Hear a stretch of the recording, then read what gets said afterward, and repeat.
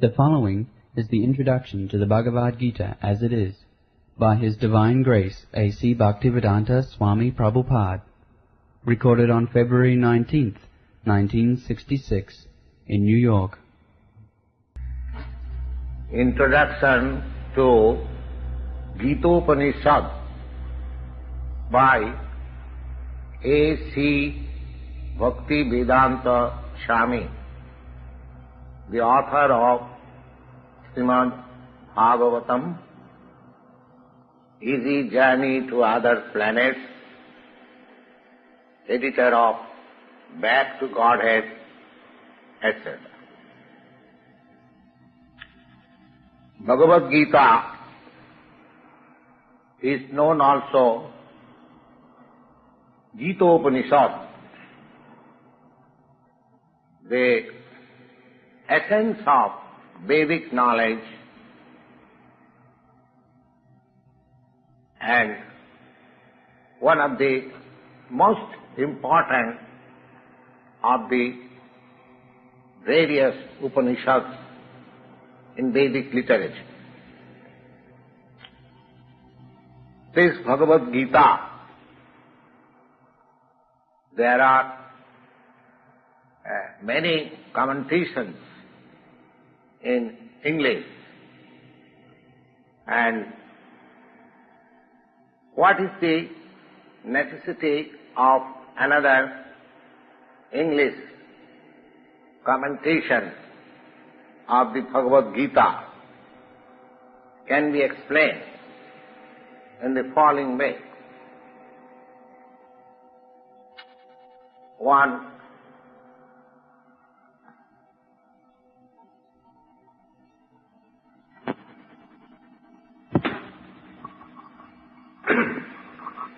One American lady, Mrs. Charlotte Devlin, asked me to recommend an English edition of Bhagavad Gita which he can read. Of course, in America there are so many editions of English Bhagavad Gita, but so far I have seen them not only in America but also India. None of them can be said strictly as authoritative, because almost every one of them have expressed their own opinion through the commentation of the Bhagavad Gita without touching the spirit of Bhagavad Gita as it is.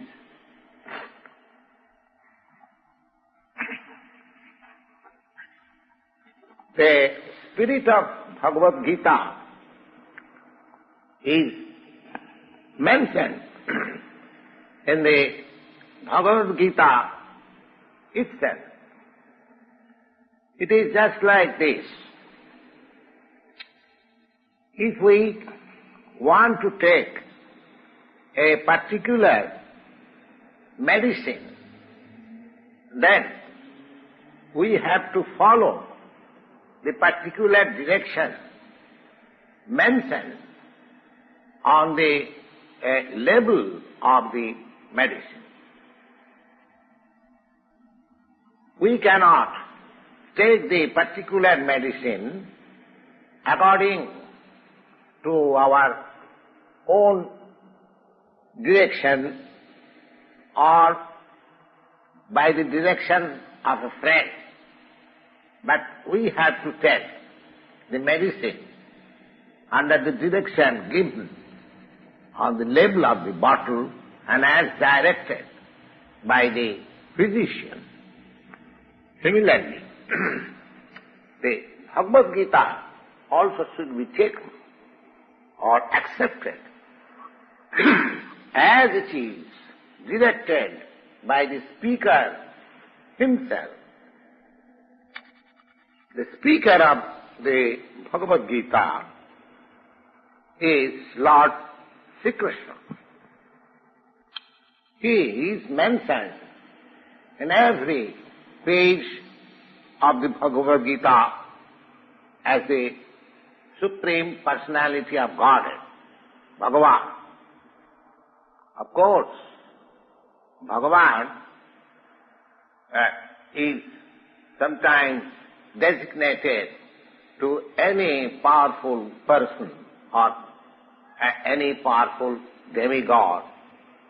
But here, Bhagavan is certainly designated to Sri Krishna, a great personality, but at the same time, we must know that Lord Sri Krishna, as he is confirmed by all the Acharyas, I mean to say, even Shankaracharya, Ramanujarya, Madhyacharya, Nimbataswami, and Sri Chaitanya Mahaprabhu, and many others. In India, there were many authoritative scholars and acharyas, authorities of the Vedic knowledge, all of them, including Shankaracharya, has accepted Sri Krishna as the Supreme Personality of God. The Lord Himself has also established Himself as the Supreme Personality of Godhead in the Bhagavad Gita. He is accepted so in the Brahma Samhita and all Puranas, especially in the Bhagavad Puranam, Krishnastu Bhagavan Swayam.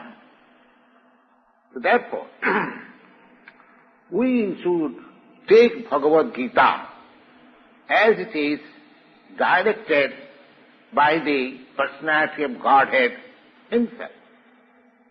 So, in the 4th chapter of Bhagavad Gita, the Lord says, Imam vivassati yugam prastaman aham abhayam vivasyan manave praha manu rikha kave bravit evam parampara praptam imam rajar sayo viduhu sakale neha mahata yoganasta parantapa saevayam maya te adya yoga prakta puratana bhaktosi me sakhachiti rahasam jita uttamam.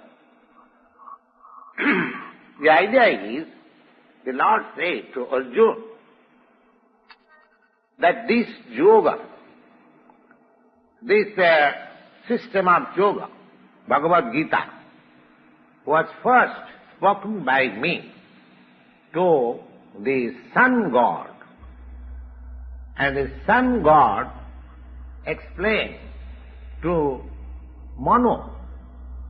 Manu explained to Ikhaku. And in that way, by disciplic succession, one after another, this yoga system is coming. And in course of time, this system is now lost.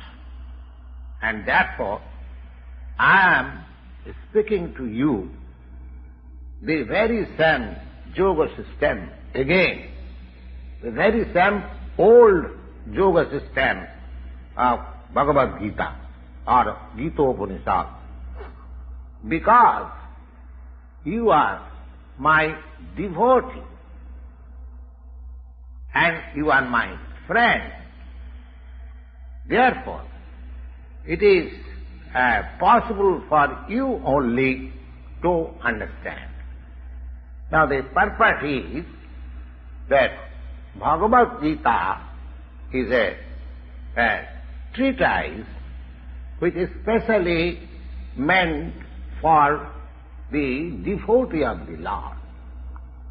There are three classes of transcendentalists, namely the jnani, the yogi, and the bhakta, or the impersonalist, or the meditator, or the devotee. So here it is clearly mentioned, the Lord says to Arjuna that I am speaking, or I am making you the first man of the parampara, because the old parampara or disciple succession is now broken. Therefore, I wish to establish again another parampara in the same line of thought as it was coming down from the sun god to others. So you take it and you distribute it. Or the system, the yoga system of Bhagavad Gita may now be distributed through you. You become the authority of understanding Bhagavad Gita. Now here is a direction that Bhagavad Gita is especially instructed to Arjuna, the devotee of the Lord, the direct student of Krishna. And not only that, he is intimately in touch with Krishna as friend. Therefore Bhagavad Gita is understood by a person who has similar qualities like Krishna. That means he must be a devotee, he must be in relation, direct relationship with the Lord. As soon as one becomes a devotee of the Lord, he has a direct relationship also with the Lord. That is a subject matter, very long, but briefly it can be stated that a devotee is in relationship with the Supreme Personality of Godhead in 5 ways. One may be a devotee in a passive state, one may be a devotee in active state, one may be a devotee as a friend, one may be a devotee as parent, and one may be a devotee as conjugal lover. So Arjuna was a devotee in relationship with the Lord as a friend. The Lord can become a friend. Of course, this friendship and the conception of friendship which we have got in a mundane world, there is a gulf of difference. This is transcendental friendship which not that everyone will have the relationship with the Lord. Everyone has got a particular relationship with the Lord, and that particular relationship is evoked by the perfection of devotional service. At the present status of our life, we have not only forgotten the Supreme Lord, but also we have forgotten our eternal relationship with the Lord. Every living being, out of many, many millions and billions of living beings, each and every living being has got a particular relationship with the Lord eternally. That is called Sarup. Sarup. And by the process of devotional service, one can revive that Sarup of oneself. And that stage is called Sarup Siddhi, perfection of one's constitutional position. So, Arjuna was a devotee, and he was in touch with the Supreme Lord in friendship. Now, this Bhagavad Gita was explained to Arjuna, and how Arjuna accepted it, that should also be noted. How Arjuna accepted the Bhagavad Gita is mentioned in the 10th chapter, just like Arjuna Uvacha, Parang Brahma, Param Dhama, Pavitram Paramam Bhavan, Purusam Sasatam, Divyam Adi Deva Ajam Vibhu. Ahustyam Rishaya Sarve Devarasi Narada Statha Asita Devala Vyasa Sayancheva Bravisime Sarvametat Ritangamanne Jat Man Badasi Kesava Nahi Te Bhagavan Bhattin Vidud Deva Nadanava. Now Arjuna says, after hearing Bhagavad Gita from the Supreme Personality of Godhead, he accepts Krishna as Param Brahman, the Supreme Brahman. Brahma, every living being is Brahma. But the Supreme Living Being, or the Supreme Personality of God, is the Supreme Brahma, or Supreme Living Being. And Param Dhamma. Param Dhamma means he is the Supreme rest of everything. And Pavitra. Pavitra means he is pure from material contamination, and he is addressed as Purusam. Purusam means the supreme enjoyer. Sasatam, Sasatam means from very beginning. He is the first person. Dibbam, transcendental. Deva, the supreme personality of Godhead. Ajam, never born. Vibhu, the greatest. Now, one may doubt that because Krishna was the friend of Arjuna, therefore he might say all these things to his own friend. But Arjuna, just to drive out this kind of doubts in the mind of the readers of Bhagavad Gita, he establishes his proposition by the authorities. He says that Lord Sri Krishna is accepted as the Supreme Personality of Godhead not only by himself, Arjuna, but he is so accepted by authorities like Narada, Asita, Devala, Vyasa. These personalities are great personalities in distributing the Vedic knowledge. They are accepted by all acharyas.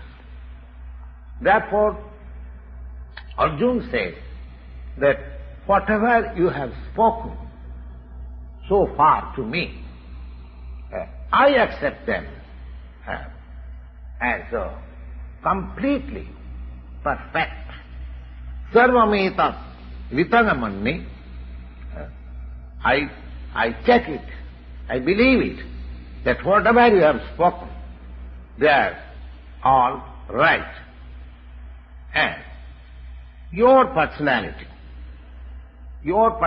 of Godhead is very difficult to understand, and therefore you cannot be known by even the demigods.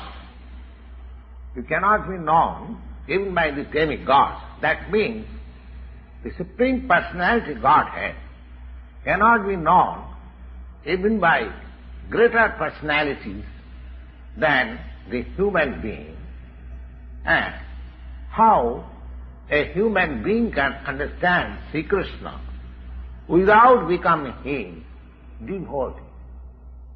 Therefore, Bhagavad Gita should be taken up in a spirit of devotee of Lord Sri Krishna.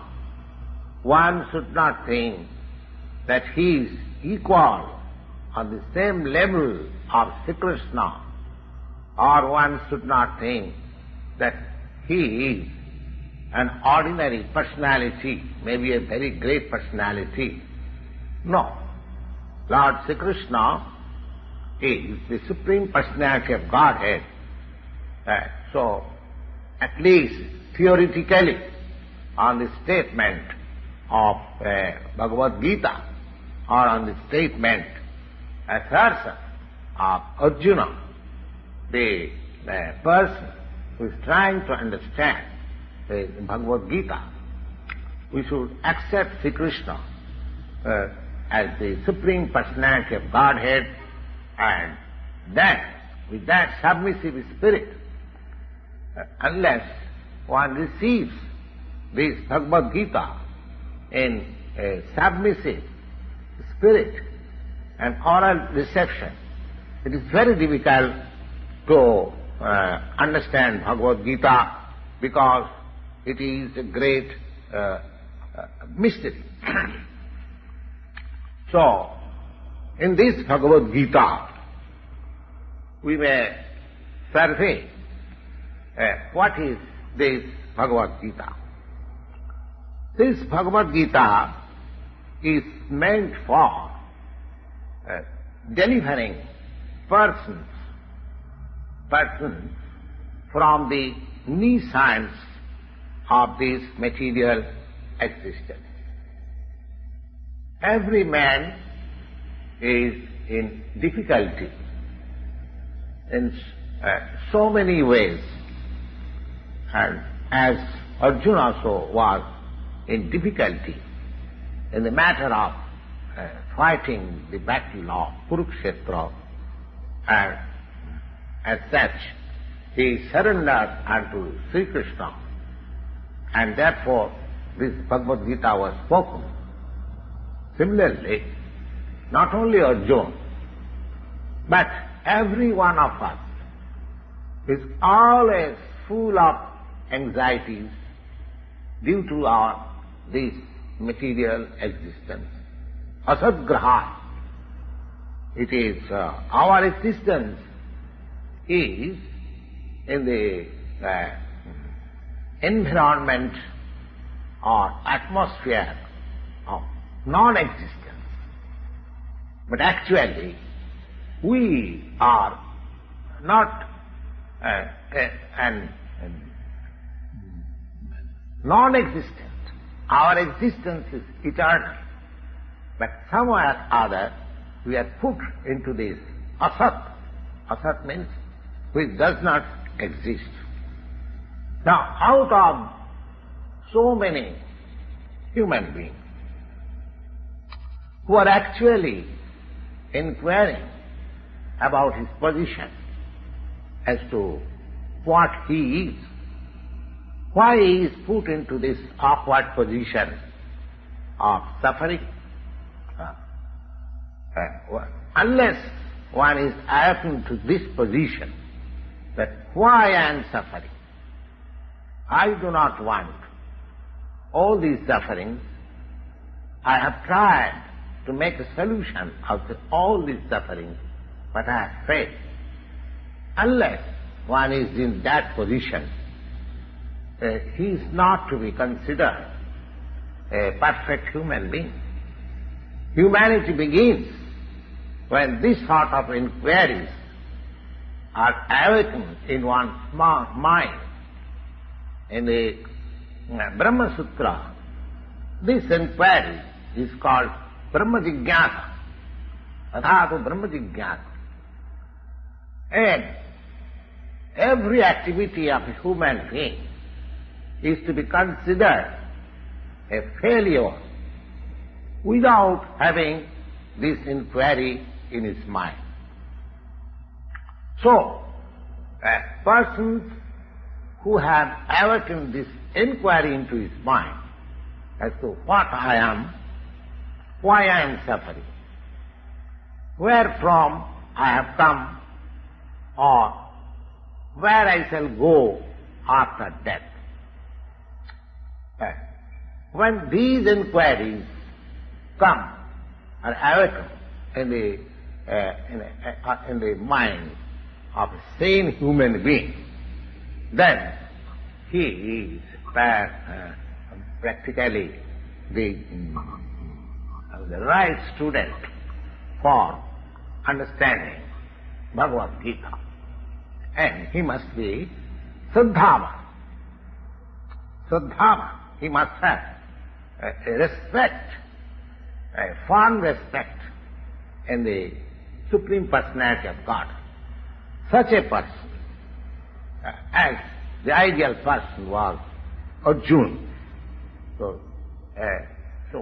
Lord Krishna, he discerns Jada Jada Hi Dharma Suglani Bhavuti, just to establish the real purpose of life.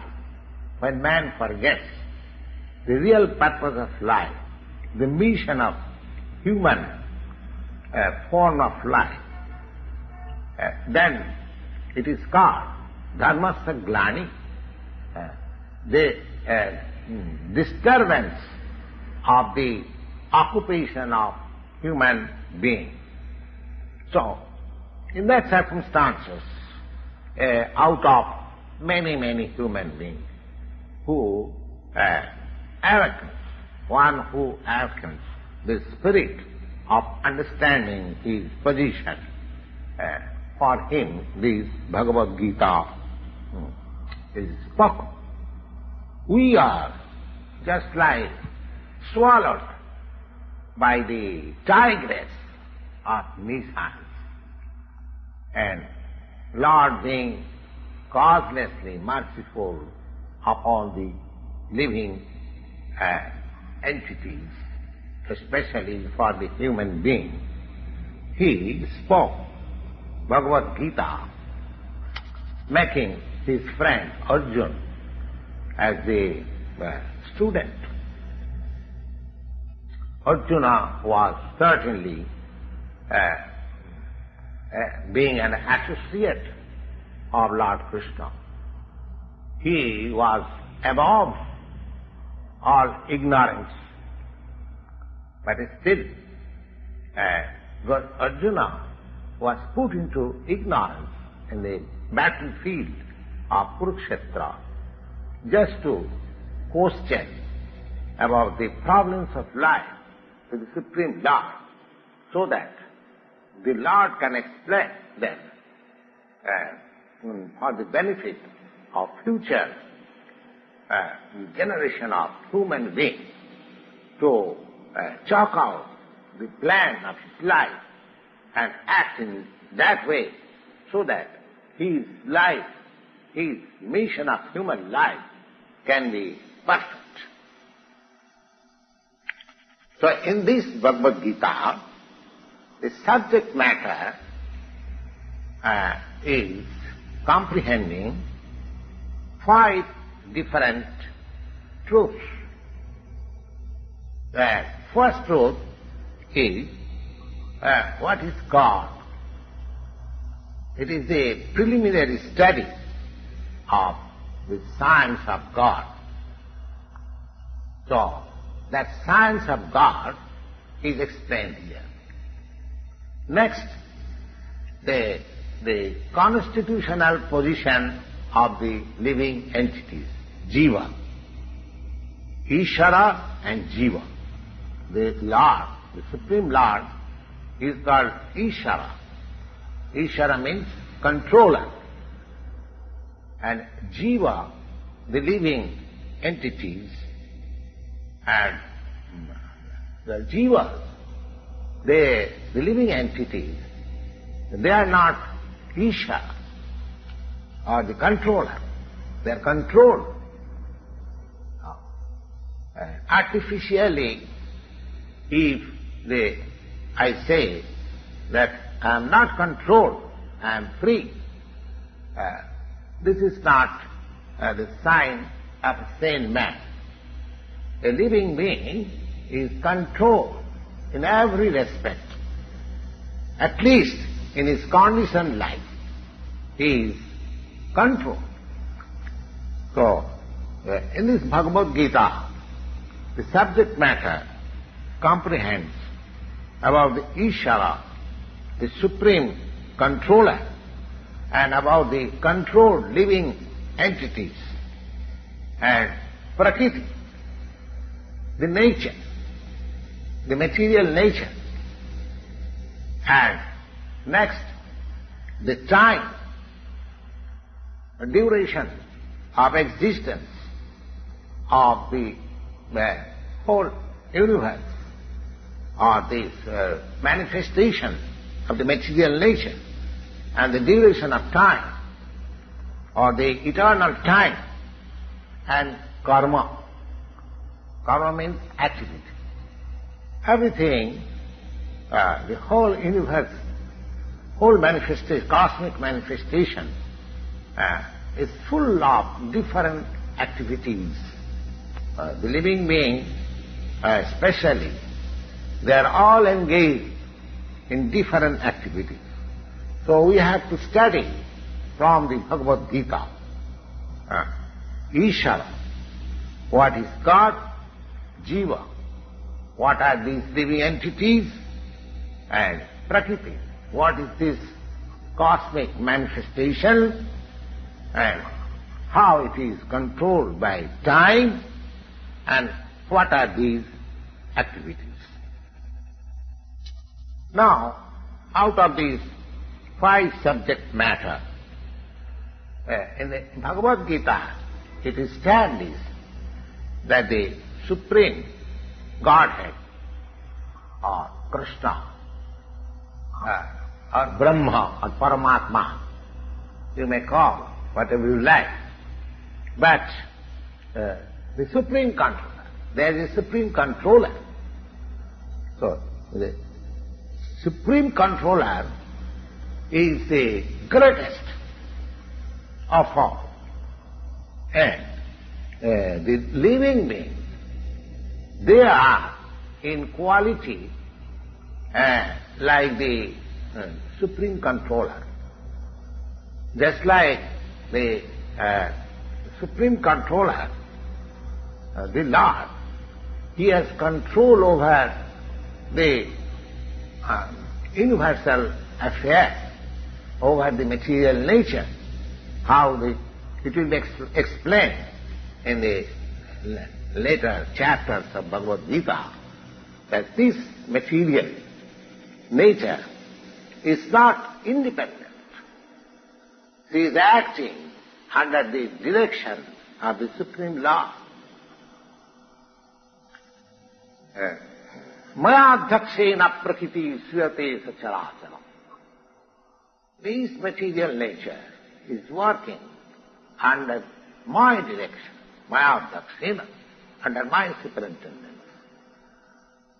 So, we are mistaken when we see wonderful things happening in the cosmic nature, we should know that behind these wonderful manifestations there is a controller.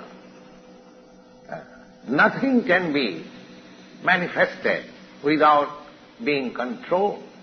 It is childish to not to consider about the controller. Just like a very nice motor car with very good speed and very good engineering arrangement is running on this street. A child may think that how this motor car is running without the help of any horse or any pulling agent. That a sane man or an elderly person, he knows that in spite of all engineering arrangements in the motor car, without the driver it cannot move. That engineering arrangement of a motor car or an electric powerhouse, now at the present moment it is the way of machinery. But we should always know that behind the machinery, behind the wonderful working of the machinery, there is a driver. So the Supreme Lord is the driver, Adhaksha. He is the Supreme Personality under whose direction everything is working.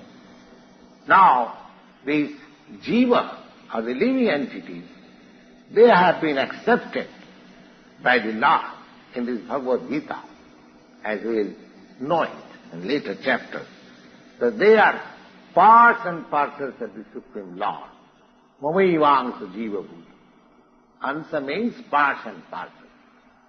Now, as a particle of gold is also particle, a drop of water of the ocean is also salty. Similarly, we, the living entities, being part and parcel of the Supreme Controller, Ishvara, Bhagavan, or Lord Sri Krishna, we have got, qualitatively, all the qualities of the Supreme Lord in mind. Because we are minute Ishvara, subordinate Ishvara. We are also trying to control. We are just trying to control over the nature. In the present day, we are trying to control over the space. We are trying to float imitation planets. So this tendency of controlling or creating is there because partially we have got that controlling tendency. But we should know that this tendency is not sufficient. We have the tendency of controlling over the material nature, lording it over the material nature. But we are not the supreme controller.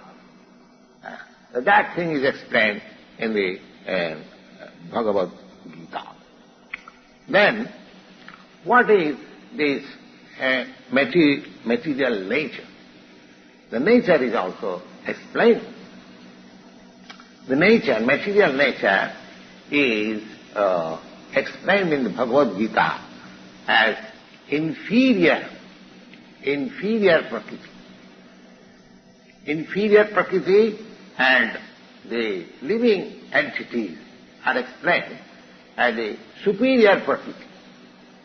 Prakriti means which is control, which is under Prakriti. Real meaning of Prakriti is a woman or a female. Just like a husband controls the activities of his wife, similarly, the Prakriti is also a subordinate, predominated. The Lord, the Supreme Personality of Godhead, is the predominator, and this Prakriti, both the living entities and the material nature, they are different Prakritis, or predominated, controlled by the Supreme. So, according to Bhagavad Gita, the living entities, although they are parts and parcels of the Supreme Lord, they are taken as Prakriti. This is clearly mentioned in the 7th chapter of the Bhagavad Gita. Yes, aparayam itastu vidhi apara. This material nature is aparayam, itastu, and beyond this there is another Prakriti. And what is that Prakriti? Jiva Bhuta. So, this Prakriti, the constitution of this Prakriti is constituted by 3 qualities. The mode of goodness, the mode of passion, and mode of ignorance. And about these modes, 3 different kinds of modes, goodness, passion, and ignorance, there is eternal time. There is eternal time. And by combination of these modes of nature and under the control, under the purview of this eternal time, there are activities which is called karma. These activities are being done from time immemorial, and we are suffering or enjoying the fruits of our activities. Just like in the present life also, we enjoy the activities, the fruits of our activities. Suppose I am a businessman and I have worked very hard with intelligence, and I have amassed a vast amount of bank balance. Now I am the enjoyer. Similarly, suppose I start in my business with a vast amount of money, I failed to make it successful, I lost all the money, so I am sufferer. So similarly, every field of life, we enjoy the result of our work. This is called karma.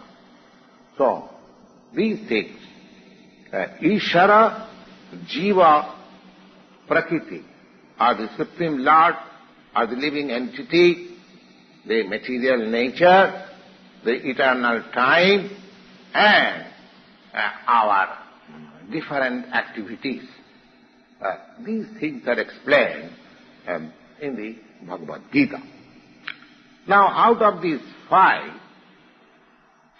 the Lord, the living entities, and the material nature and time, these 4 items are eternal.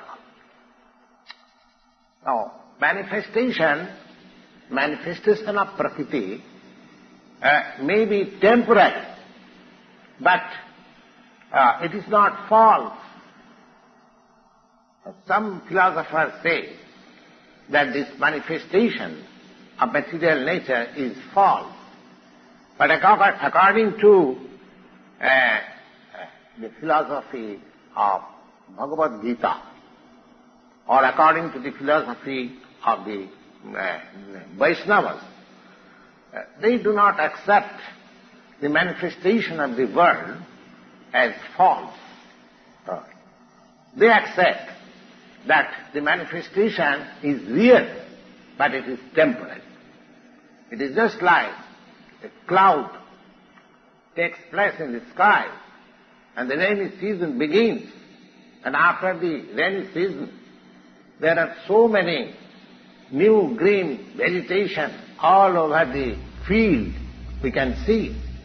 And as soon as the rainy season is finished, and then the cloud is vanquished, generally, gradually, all these vegetation dry up, and again the land becomes barren. Similarly, this material manifestation takes place at a certain interval. We will understand it, we will know it from the pages of the Bhagavad Gita. Bhutta bhutta praliyate. These manifestations becomes magnificent at a certain interval, and again it disappears. That is the work of the Prakriti. But it is working eternally. That the Prakriti is eternal. It is not false.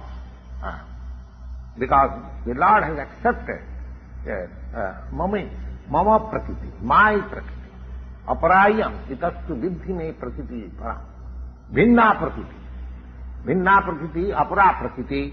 This material nature is a separated energy of the Supreme Lord, and the living entities, they are also energy of the Supreme Lord, but they are not separated. They are eternally related. So, the Lord, the living entity, the nature, material nature, and time, they are all eternal. But the other item, karma, is not eternal. The effects of karma or activity may be very old. We are suffering or enjoying the results of our activities from a time immemorial. But still we can change the result of our karma or activity. That will depend on our perfect knowledge. We are engaged in various activities, undoubtedly, but we do not know what sort of activities we shall adopt that will give us relief from the actions and reactions of all activities. That is also explained in the Bhagavad Gita. Now, the position of Ishvara is a supreme consciousness. Position of Ishvara, the Supreme Lord, is supreme consciousness. And the jivas or the living entities, being parts and parcels of the Supreme Lord, he is also conscious. A living entity is also conscious. The living entity is explained as Prakriti, energy, and the material nature is also explained as Prakriti. But amongst the two, one Prakriti, the Jiva, they are conscious, the other Prakriti is not conscious. That is the difference. Therefore, the Jiva Prakriti is called superior because the Jiva has consciousness similar to the Lord. The Lord is supreme consciousness. One should not claim that a Jiva, a living entity, is also supremely conscious. No. A living being cannot be supremely conscious at any stage of his perfection. This is a misleading theory. This is misleading theory. But he is conscious, that's all. But he is not supreme conscious. the Supreme Consciousness, it will be explained in the Bhagavad Gita, in the chapter where the distinction between the Jiva and Ishvara is explained. Khetra, Khetragya. This Khetragya has been explained that the Lord is also Khetragya, or conscious, and the Jiva or the living beings, they are also conscious.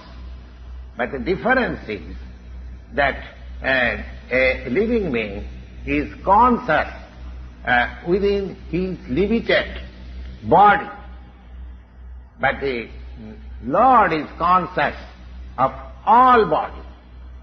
Ishara sarvabhutanam riddesha arjuna tishtati. The Lord lives within the core of heart in every living being. Therefore, he is conscious of the psychic movements, activities of the Lord, of the particular Jiva. We should not forget, it is also explained that the Paramatma, the Supreme Personality of Godhead, is living in everyone's heart as Ishvara, as the controller. And he is giving direction. He is giving direction. Sarvasya chaham hridi sannivishya. Everyone's heart he is situated, and he gives direction to act as he desires. The living entity forgets what to do. First of all, he makes his determination to act in a certain way, and then he is entangled in the actions and reactions of his own karma.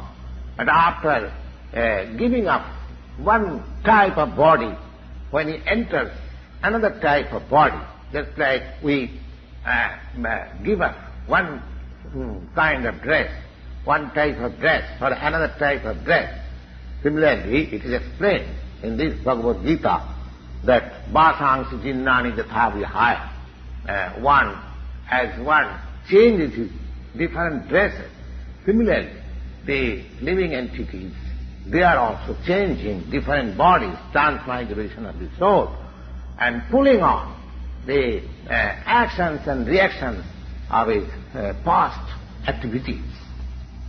So, these activities can be changed when a living being is in the mode of goodness, in sanity, and he understands what sort of activities he should adopt. And if he does so, then the whole action and reactions of his past activities can be changed. Therefore, karma is not eternal. Other things, out of the 5 items, Ishvara, Jiva, Prakriti, Kala and Karma, these 4 items are eternal, whereas the karma, the item known as karma, that is not eternal. Now, the conscious Ishvara, the supreme conscious Ishvara, and the difference between the supreme conscious Ishvara, the Lord, and the living being is, in the present circumstances, is like this. Consciousness of both of the Lord and the living entities, they are, this consciousness is transcendent. It is not that this consciousness is generated by the association of this matter. No. That is a mistaken idea. The theory that consciousness develops under certain circumstances of material combination is not accepted in the Bhagavad Gita. They cannot.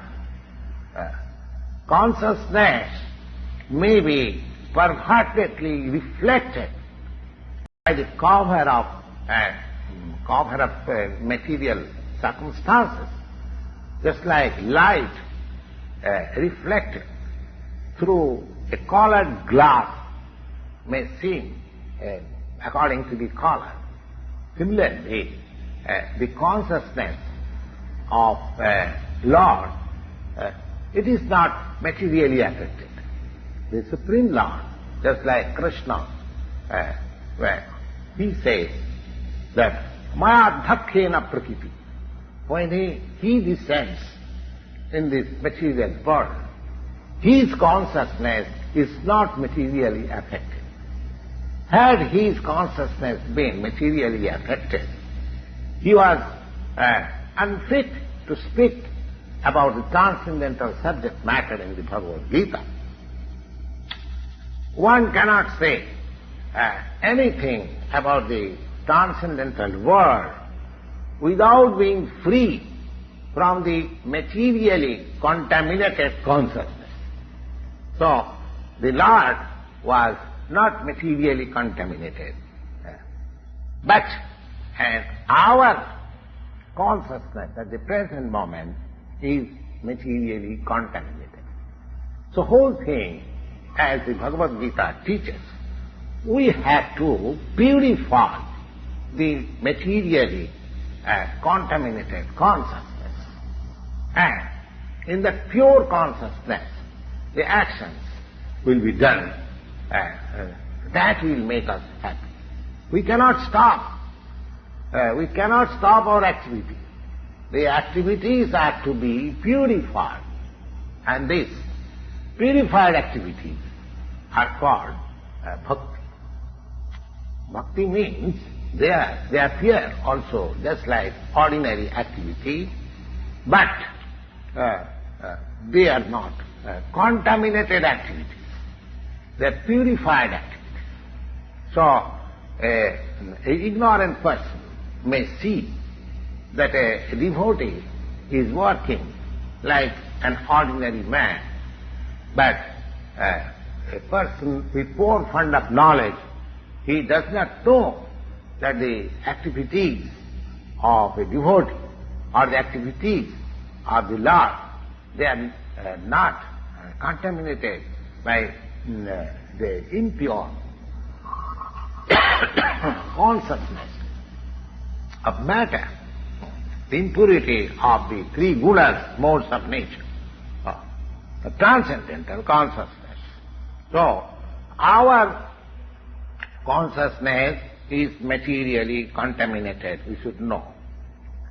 Now, when we are such materially contaminated, that is called our conditioned stage. Conditioned stage.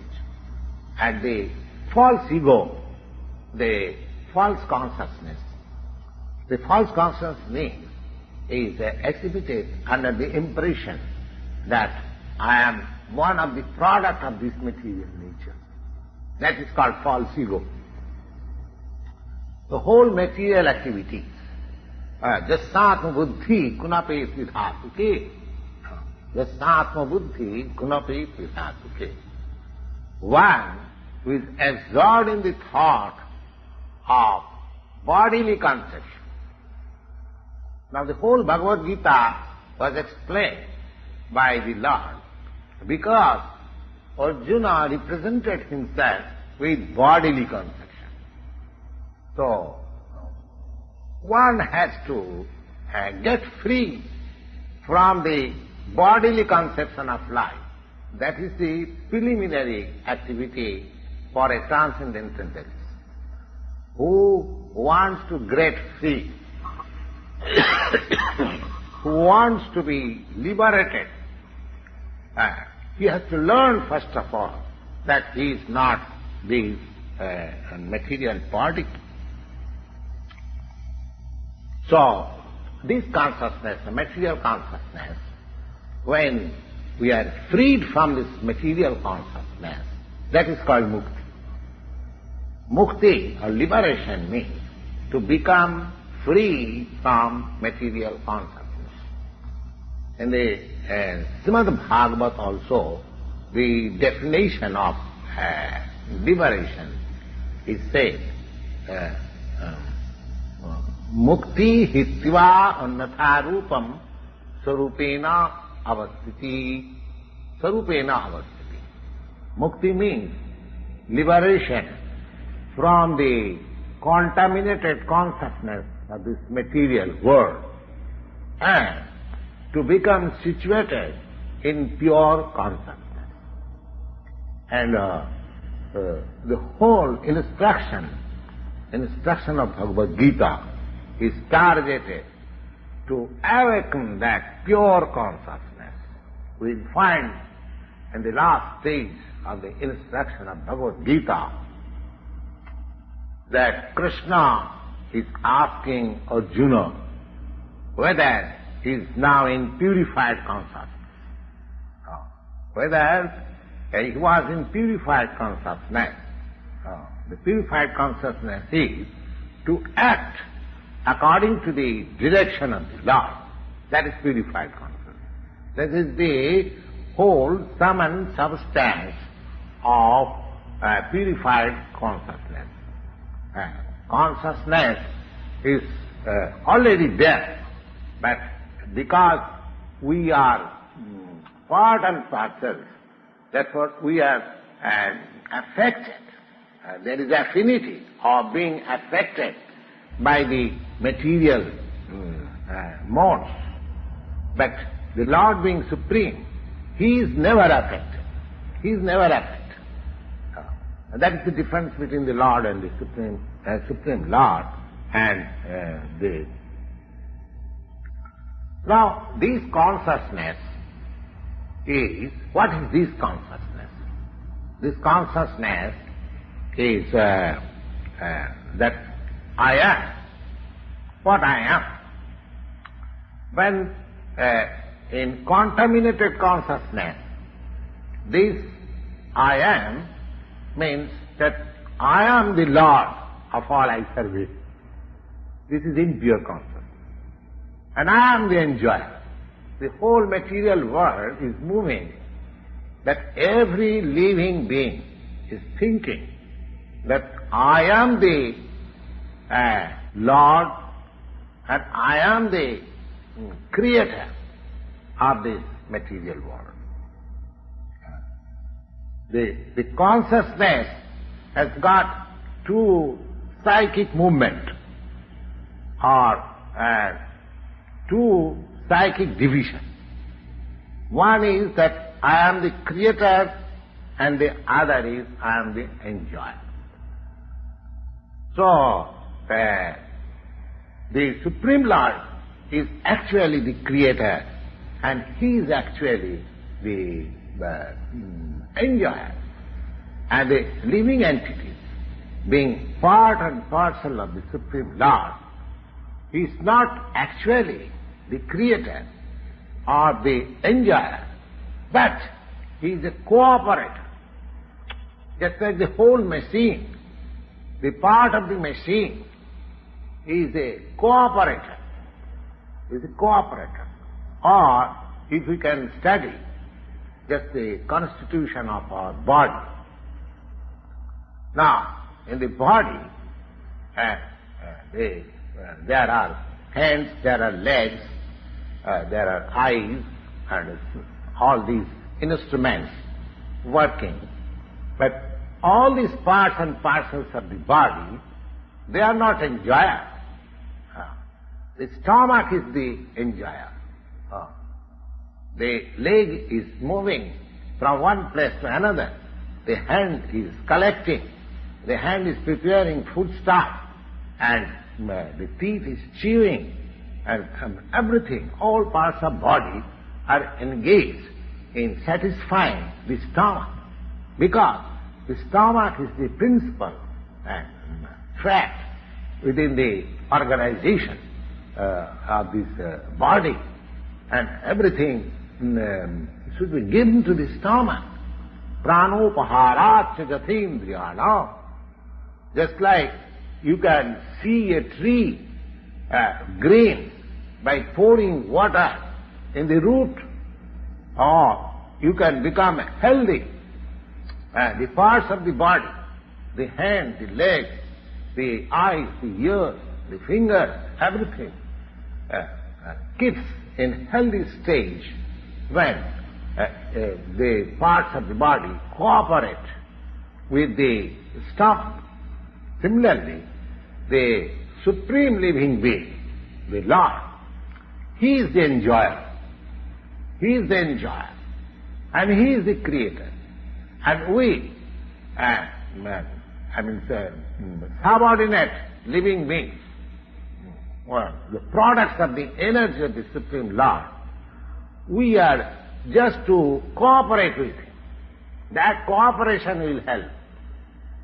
Just for example, a good foodstuff taken by the finger, if the finger think that why should we give it to the stomach? Let us enjoy. No. That is a mistake. The fingers are unable to enjoy. If fingers want the fruit of enjoyment of that particular foodstuff, the fingers must put it into the stomach. So the whole arrangement is that the central figure of creation, the central figure of enjoyment is the Supreme Lord. And the living entities, they are simply cooperate. By cooperation they enjoy. The relation is just like the master and the servant. If the master is satisfied, if the master is fully satisfied, the servants are automatically satisfied. That is the law. Similarly, the Supreme Lord should be satisfied, although the tendency for becoming a creator and the tendency to enjoy this material world is there also in the living entities, because it is there in the Supreme Lord. He has created the manifested cosmic world. Therefore, we shall find in this Bhagavad Gita that the complete whole comprising the Supreme Controller, the controlled living entities, the cosmic manifestation, the eternal time, and the activities, all of them are completely explained. So, the whole thing taken together completely is called the Absolute Truth.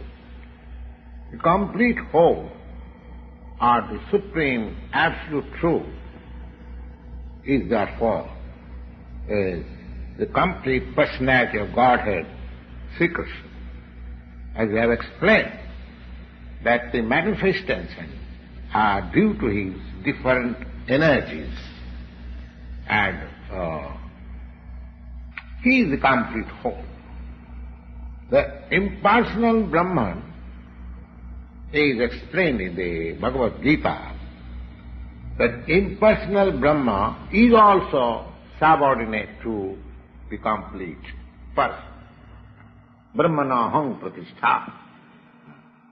Impersonal Brahma is also, it is, the impersonal Brahma is more explicitly explained in the Brahma Sutra as the rays, as there is the rays of the sunshine, sun planet.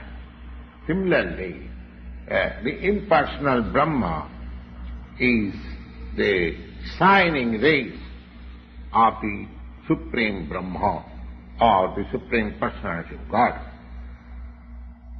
Therefore, impersonal Brahma is incomplete realization of the absolute complete whole, and so also the conception of Paramatma. These things are also explained. Purushottam Yoga. When we shall read the chapter of Purushottam Yoga, it will be seen that the Supreme Personality, Purushottam, is above the impersonal Brahma and partial realization of Paramatma. The Supreme Personality of Godhead is called Satchidananda Vigraha. In the Brahma Samhita, the beginning is started like this. Ishara Parama Krishna Satchidananda Vigraha Anadi Radi Govinda Sarvakarana Karana. Govinda, Krishna, is the cause of all causes, is the prime helper. So, the Supreme Personality of Godhead is Satchitananda Vigraha. Impersonal Brahman realization is the realization of his Sat part, eternity. And Paramatma realization is the realization of Satchit, eternal knowledge, part realization. But realization of the personality of Godhead as Krishna is realization of all the transcendental features like Sat, Chit and Ananda in complete Vigraha.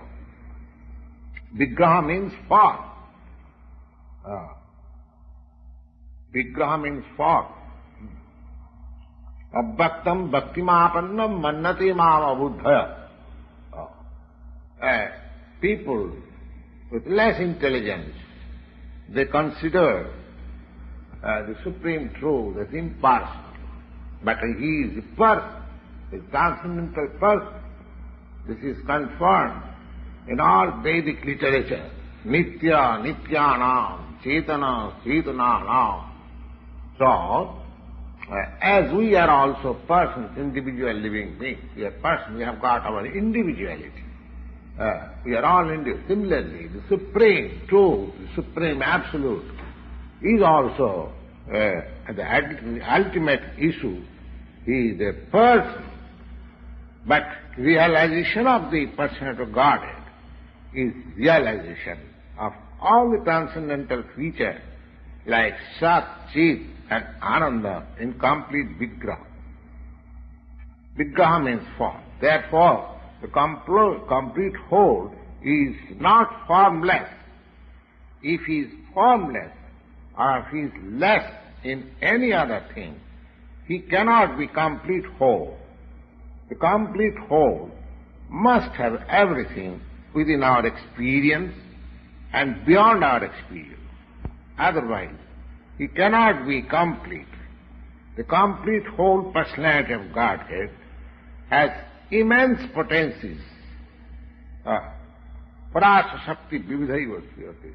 That is also explained in Bhagavad Gita. How he is acting in different potencies.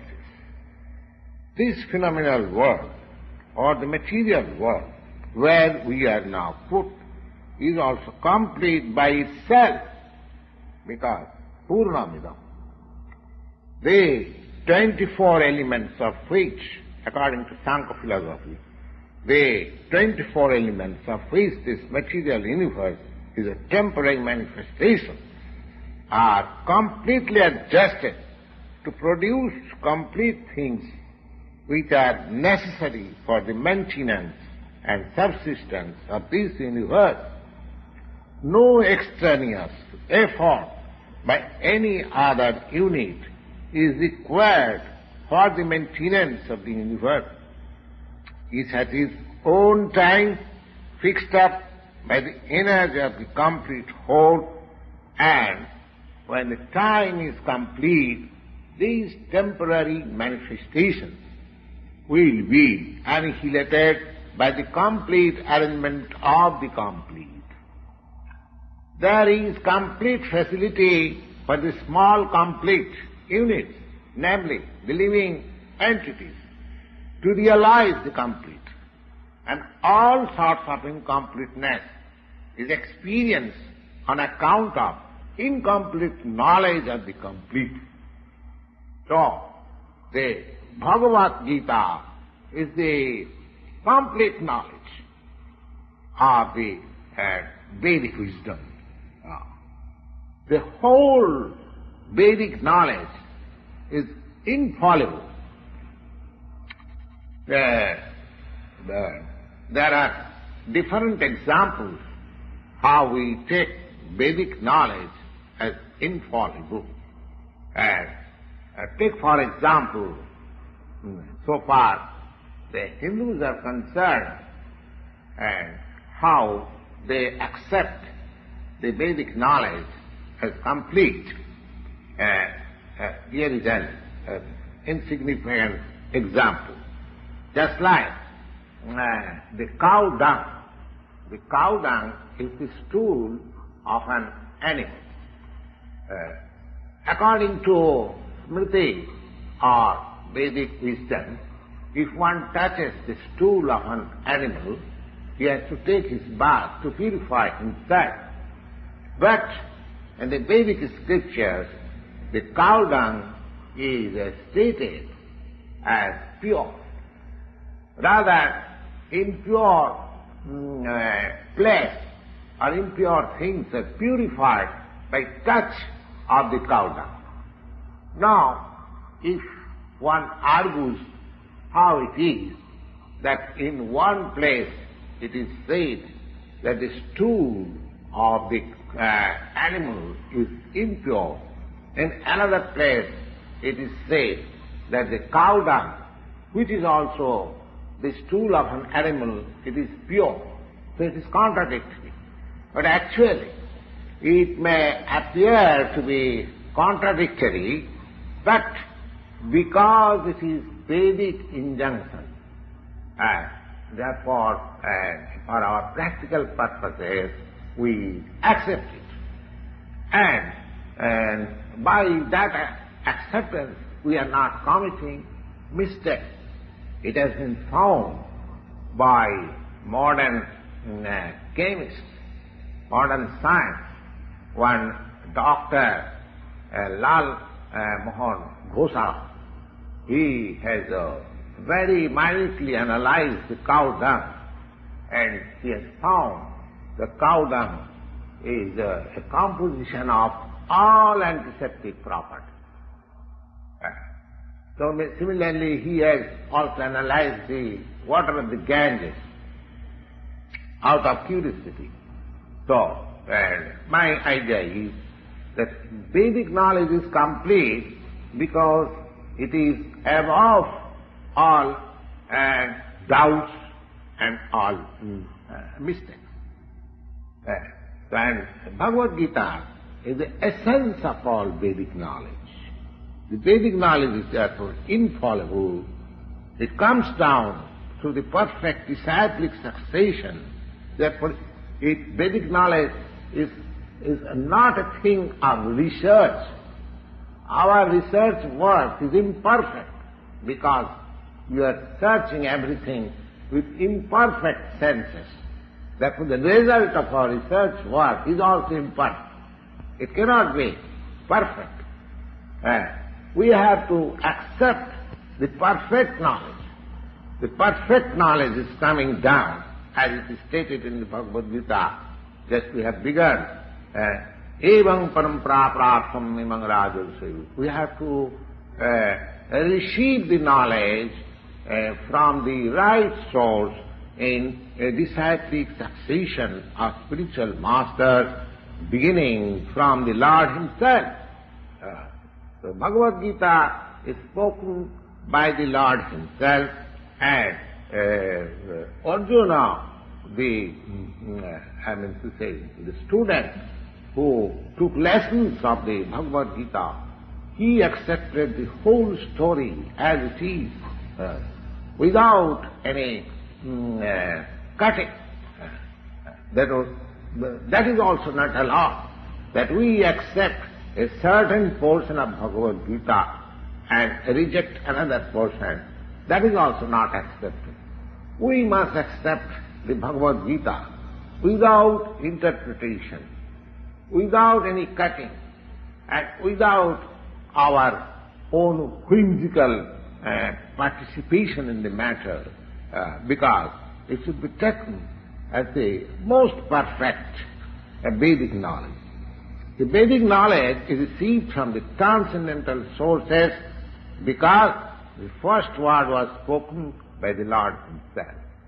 The word spoken by the Lord is called apaurusya, or not delivered by any person of the mundane world who is infected with four principles of imperfectness.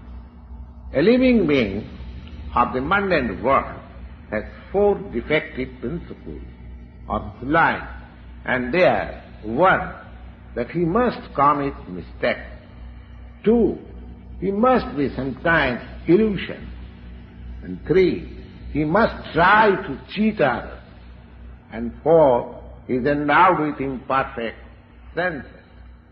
With all these four principles of imperfectness, one cannot deliver the perfect form of information in the matter of all-pervading knowledge.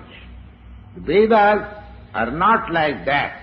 The Vedic knowledge was imparted in the heart of Brahma, the first created living being, and Brahma, in his turn, disseminated the knowledge to his sons and disciples as they are originally received from the Lord. The Lord being Purnam, or all-perfect, there is no chance of becoming subjected to the laws of material nature. One should therefore be intelligent enough to know that except the Lord, nobody is the proprietor of anything within the universe. That is explained in the Bhagavad Gita. Aham sarvasya prabhu, matta sarvam pravatati, iti matya bhajanti ma, buddha bhavo samandita.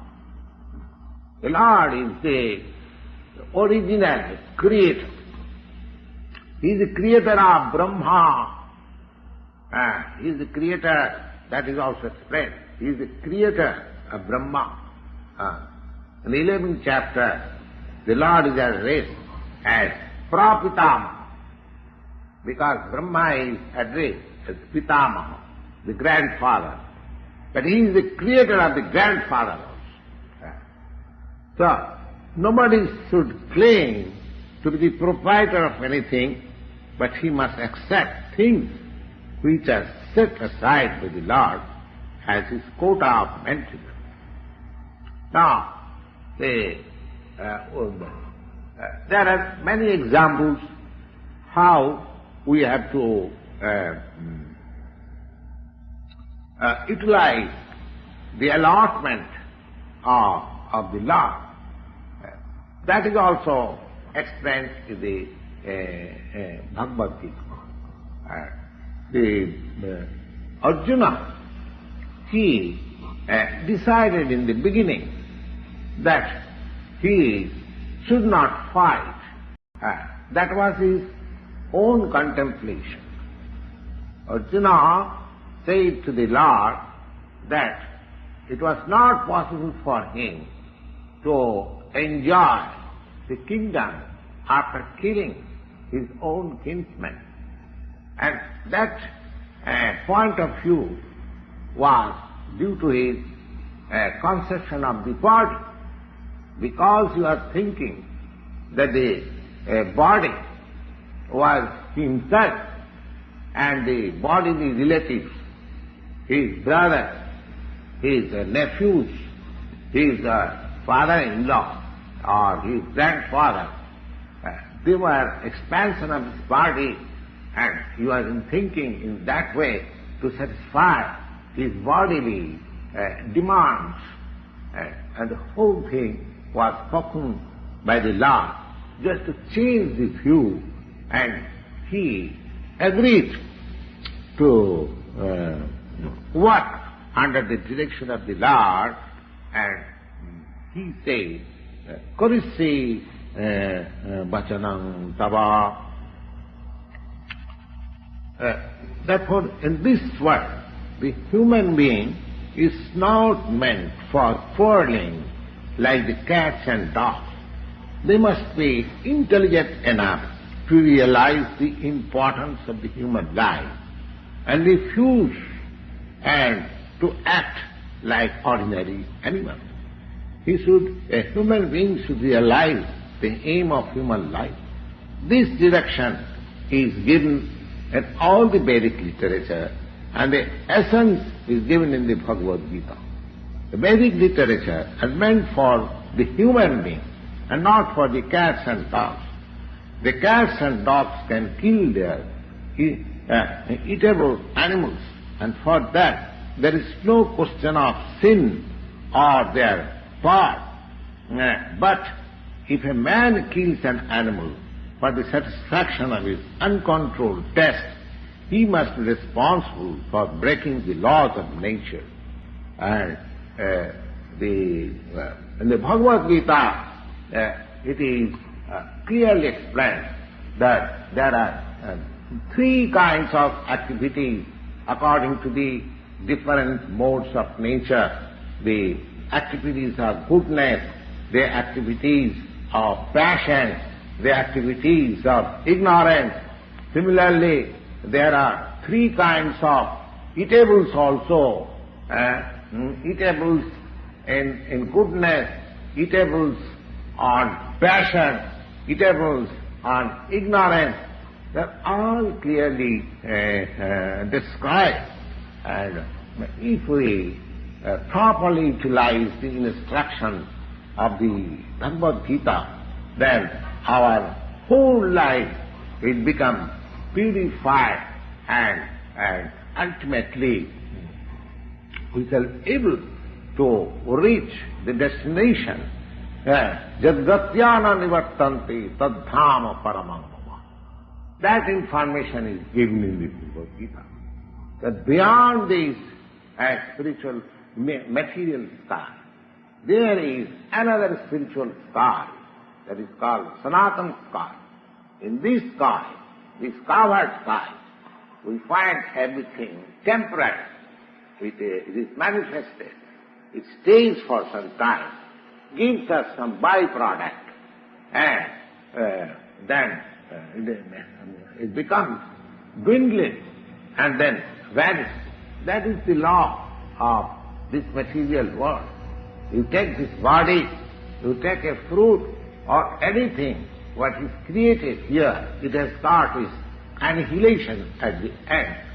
So, beyond this temporary world, there is another world for which the information is there. The parastasmatu bhava anya. There is another nature which is eternal, sanatana, which is eternal. And the jiva, jiva is also described as sanatana. Mavimangsa jiva bhuta jiva loka sanatana. Sanatana. Sanatana means eternal. And the Lord is also described as sanatana in the 11th chapter. So, because we have got intimate relation with the Lord, and we are all qualitatively one, the Sanatana Dham and the Sanatana Supreme Personality and the Sanatana living entities, they are on the same qualitatively plane. Therefore, the whole target of Bhagavad Gita is to refine our Sanatana occupation. Sanatana, that is called Sanatana Dharma, or eternal occupation of the living entity. We are now temporarily engaged in different activities, and all these activities being purified. When we give up on these temporary activities, sarva dharman paristajya, Sanatana Dharma, as mentioned above, that the Supreme Lord is Sanatana, and the transcendental abode, which is beyond the spiritual sky, that is also Sanatan, and the living entities, they are also Sanatan. So association of the Sanatan Supreme Lord, Sanatan living entities in the Sanatan eternal abode is the ultimate aim of human form of life. The Lord is so kind upon the living entities because the living entities are claimed to be all sons of the Supreme Lord. The Lord declares, Sarvajonishu Kaunteya Sambhavanti Murtayoja. Every type of living entity, there are different types of living entities according to their different karma. But the Lord claims that He is the Father of all living entities. And therefore the Lord descends to reclaim all these forgotten, conditioned souls back to the Sanatan Dham, the Sanatan the sky, so that the Sanatan living entity may again reinstall in a Sanatan position, in eternal association of the Lord. He comes himself by different incarnations. He sends his confidential servitor as sons or associates or acharyas to reclaim the conditioned souls, and therefore Sanatana Dharma does not mean any sectarian process of religion. It is the eternal function of the eternal living entities in relationship with the eternal Supreme Lord. Now, so far Sanatana Dharma is concerned, it means the eternal accretion. Prabhupada Ramanujacharya has explained the word Sanatana as the thing which has neither any beginning nor any end. And when we speak of Sanatana Dharma, we must take it for granted on the authority of Prabhupada Ramanujacharya that it has no beginning nor any end. The word religion is a little different from Sanatana Dharma. Religion conveys the idea of faith. Faith may change. One may have faith in a particular process, and he may change the faith afterwards and adopt another faith. But Sanatana Dharma means it cannot be changed. It cannot be changed. Just like water and liquidity. Liquidity cannot be changed from water. Heat and fire. Heat cannot be changed from fire. Similarly, the eternal function of the eternal living entity, which is known as Sanatana Dharma, cannot be changed. It is not possible to change. We have to find out what is that eternal function of the eternal living entity. When we speak of Sanatana Dharma, therefore, we must take it for granted on the authority of Prabhupada Ramanujarya that it has no beginning nor any end. The thing which has no end, no beginning, must not be any sectarian thing or limited by any boundary. When you hold on the conference on the Sanatana Dharma, people belonging to some of the non-eternal religious faith may wrongly consider it that we are dealing in some sectarian thing. But if we go deep into the matter and test everything in the light of modern science, it will be possible for us to see Sanatana Dharma as the business of all the people of the world, nay, all the living entities of the universe. Non-Sanatana religious faith may have some beginning in the annals of the human society, but there cannot be any history of the Sanatana Dharma because it contains to remain with the history of the living entities. So far, living entities are concerned, we find it from the authority of the Shastras that the living entities have also no birth or death. In the Bhagavad Gita, it is clearly stated that the living entity is never born nor does it ever die.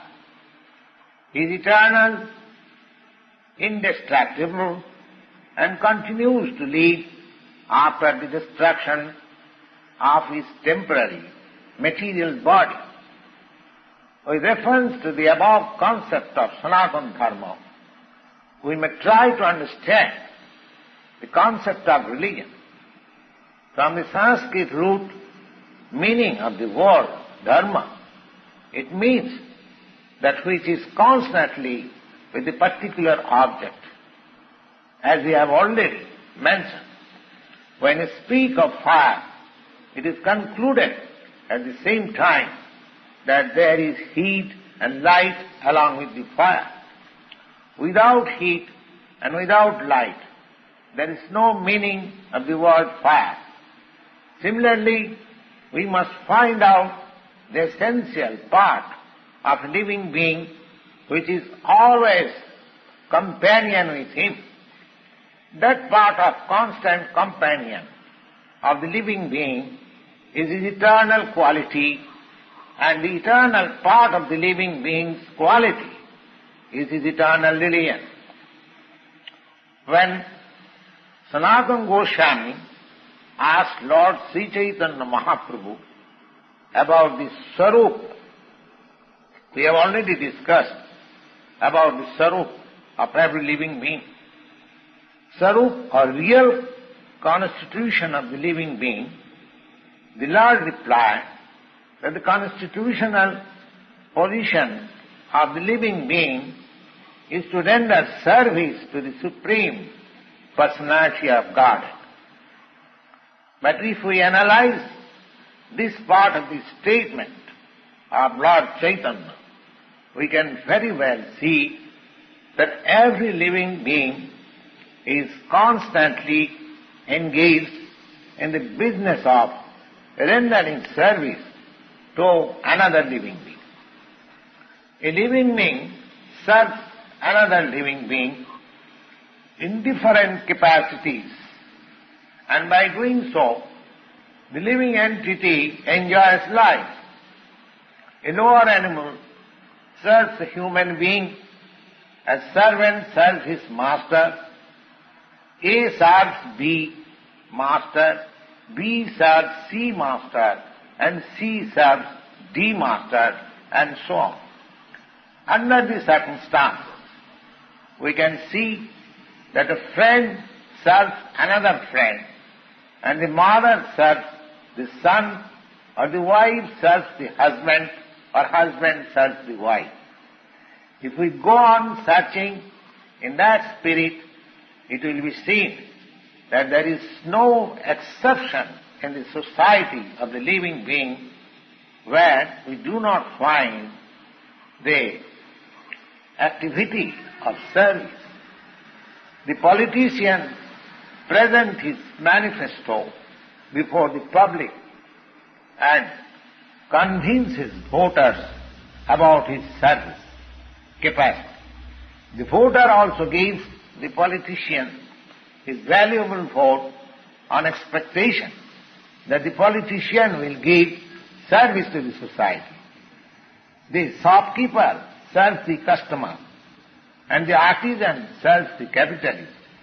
The capitalist serves his family, and the family serves the headman in terms of the eternal capacity of eternal being. In this way, we can see no living being is exempted from the practice of rendering service to other living beings, and therefore we can conclude that service is a thing which is the constant companion of the living being, and therefore it may be safely concluded that rendering of service by a living being is the eternal religion of the living being. When a man professes to belong to a particular type of faith with reference to the particular time and circumstances of birth, and thus one claims to be a Hindu, a Muslim, a Christian, Buddhist, or any other sect, and a subsect, such designations are non-Sanatana Dharma. A Hindu may change his faith to become a Muslim, or a Muslim may change his faith to become a Hindu or a Christian, etc.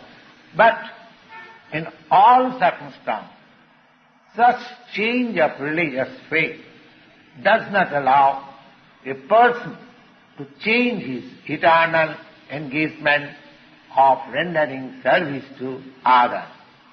A Hindu or a Muslim or a Christian, in all circumstances, he is servant of somebody, and thus to profess a particular type of faith is not to be considered as Sanatana Dharma, but the constant companion of the living being, that is rendering of service, is the Sanatana Dharma.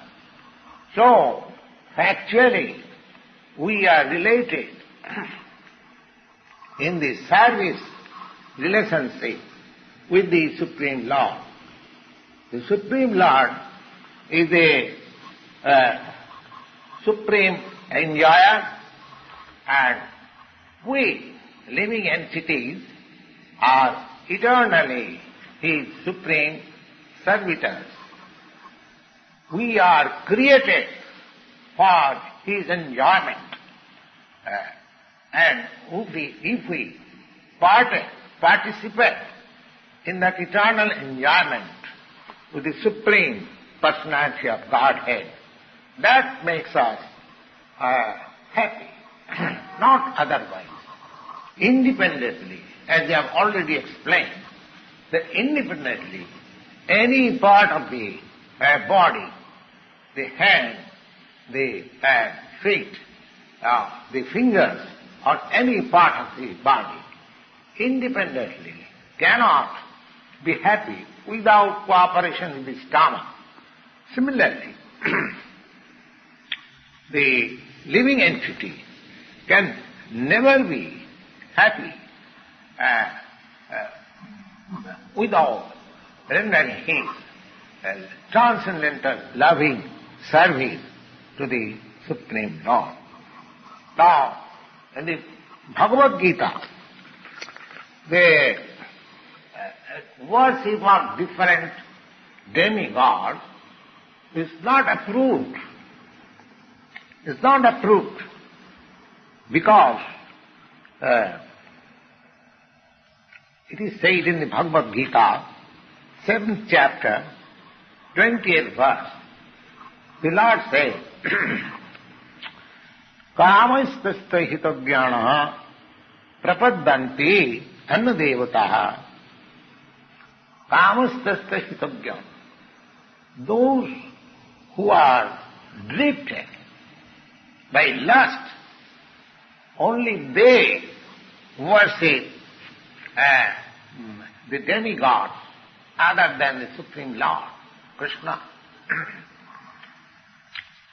We also may remember that when we speak of Krishna, it is not a sectarian name. The Krishna name means the highest pleasure. It is confirmed that the Supreme Lord is the reservoir, is the storehouse of all pleasure. We are all hankering after pleasure. Anandamaya abhyasat. The living entities or the Lord, because we are full of consciousness, therefore our consciousness is after happiness. Happiness. The Lord is also perpetually happy. And if we associate with the Lord, cooperate with Him, take part in His association, then also we become happy. The Lord descends on this mortal world to show His pastime in Vrindavan, full of happiness. When Lord Sri Krishna was in Vrindavan, his activities with his cowherd boy friends, with his dancers, with his damsel friends, and with the inhabitants of Vrindavan, and his occupation of cow herding in his childhood, and all these pastimes of Lord Krishna was full of happiness. The whole of Vrindavan, the whole population of Vrindavan was after him.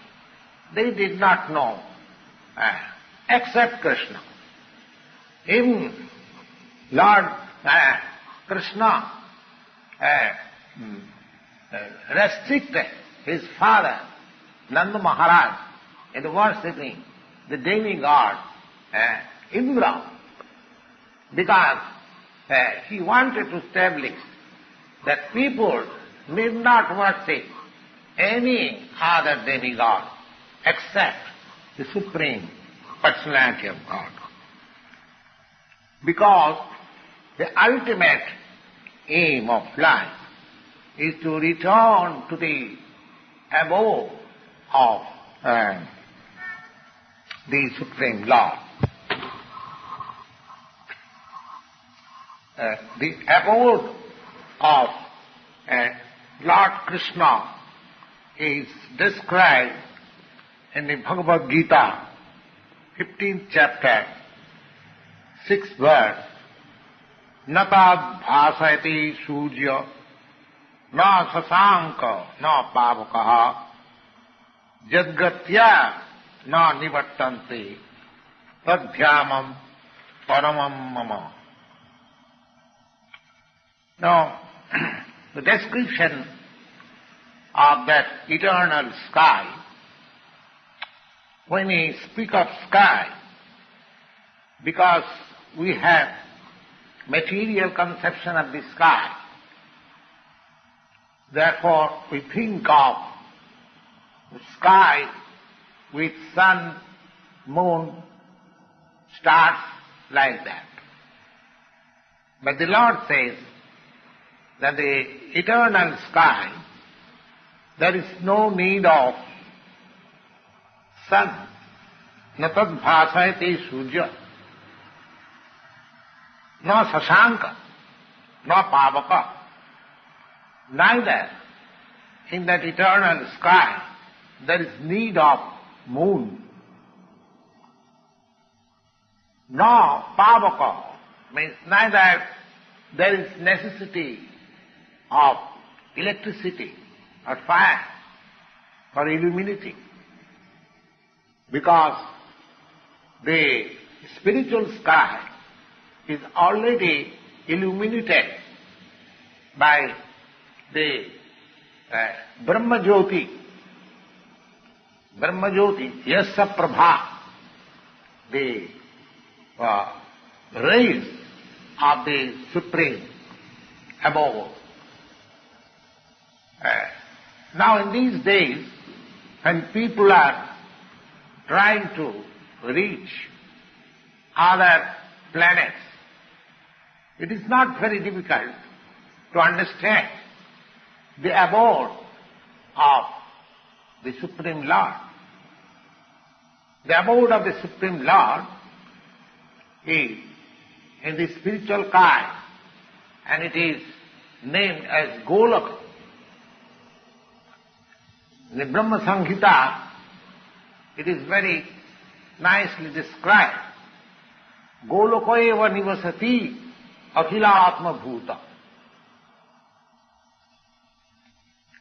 The Lord, although resides eternally in his abode, Golaka, still he is akhila atma bhuta. He can be approached from here also. And the Lord therefore comes to manifest his real form, Satchidananda Vigraha, so that we may not have to imagine. There is no question of imagination. The Lord's presence, by his causeless mercy, he presents himself in his Shyama Sundar. Unfortunately, people with less intelligence deride at him. Avajananti mang mudha. Because the Lord comes as one of us, and just like plays with us as a human being. Therefore we need not consider that Lord is one of us. It is his omnipotency that he presents himself with his real form before us and displays his pastimes, just the prototype of his abode. So that abode of Lord, there are innumerable planets also in that Brahma Jyoti. Just like we have got innumerable planets floating on the sun rays, similarly in the Brahma Jyoti, which is emanating from the abode of the Supreme Lord, Krishna Loka, Goloka, Ananda Chinmaya Rasa Pratibhavitavi. All those planets are spiritual planets. They are Ananda Chinmaya. They are not material planets. So, the Lord says, Natat bhasayati sujja, na sasanka na pavaka, jadgatyana nivattante, tadhyama paramangama. Now, anyone who can approach that spiritual sky will not be required to come back again in this material sky. So long we are in the material sky, what to speak of approaching the moon planet? The moon planet, of course, is the nearest planet, but even we approach the highest planet, which is called Brahmaloka. There also we have the same miseries of material life. I mean to say, the miseries of birth, death, old age, and diseases. No planets in the material universe is free from the four principles of material existence. The Lord therefore says in the Bhagavad Gita, Abrahma bhavanan lokan punaravartinam. The living entities are traveling from one planet to another. It is not that we can simply go to other planets by the mechanical arrangement of the Sputnik. Anyone who desires to go to other planets, there is process. Janti deva brata diman pitrim janti pitri brataha. If anyone wants to go to any other planet, say moon planet,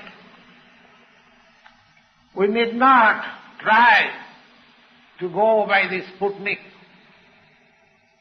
The Bhagavad Gita instructs us, Janti deva brata deva.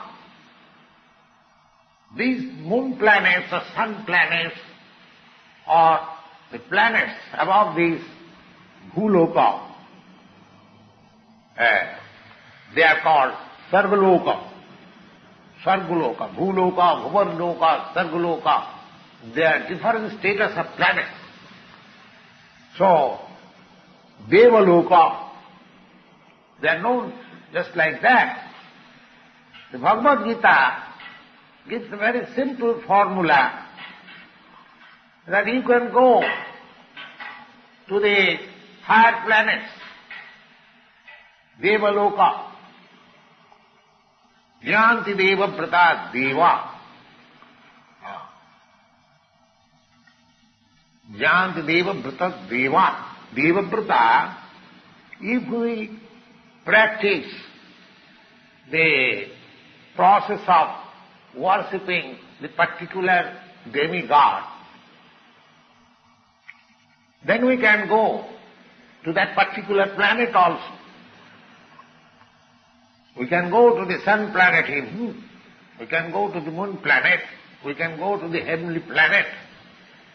But Bhagavad Gita does not advise us to go to any one of these planets in the material world.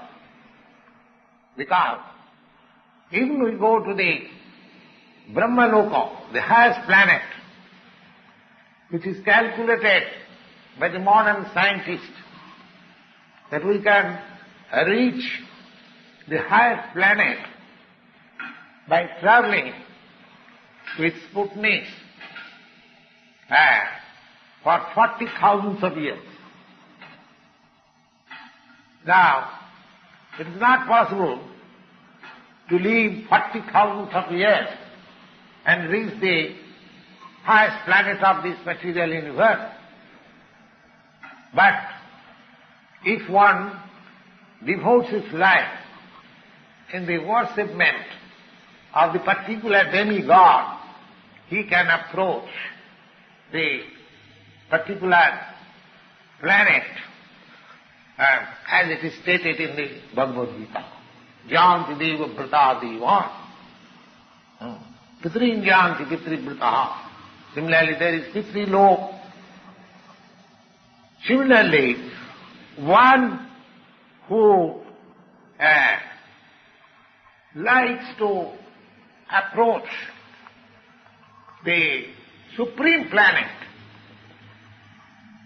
Supreme planet. The supreme planet means the Krishna Loka. In the spiritual sky, there are innumerable planets, Sanatana planets, eternal planets, which are never destroyed, annihilated. But of all those spiritual planets, there is one planet, the original planet, which is called Goloka Vrindavan. So these informations are there in the Bhagavad Gita, and we are given the opportunity for living this material world and get our eternal life in the eternal kingdom. Now, in the 15th chapter of the Bhagavad Gita, the real picture of this material world is given. It is said that Uddhamulam madhoshakha masatham prahurabbayam chandansi yasaparnani jastang veda savedavit. Now this material world is described in the 15th chapter of the Bhagavad Gita as a tree which has got its root upwards, urdhva moolam. Have you experienced of any tree which has its root upwards? We have got this experience of a tree, root upwards, by reflection.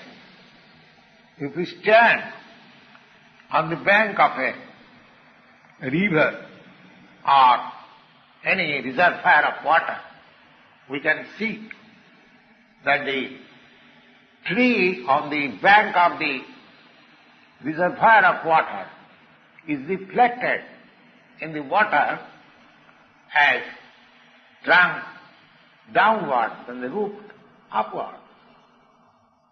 So this material world is practically a reflection of the spiritual world, just like the reflection of the tree on the bank of a reservoir of water is seen downwards.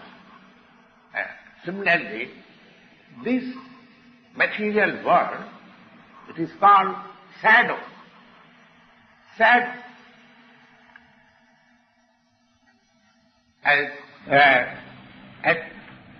in the shadow, there cannot be any reality.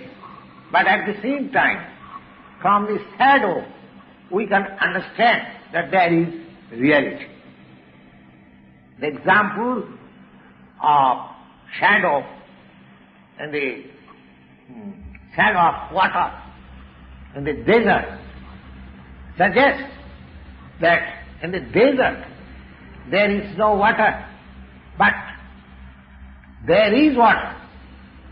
Similarly, in the reflection of the spiritual world or in this material world, there is undoubtedly, there is no happiness, there is no water. But the real water or actual happiness is in the spiritual world. The Lord suggests that one has to reach that spiritual world in the following manner. Nirmana moha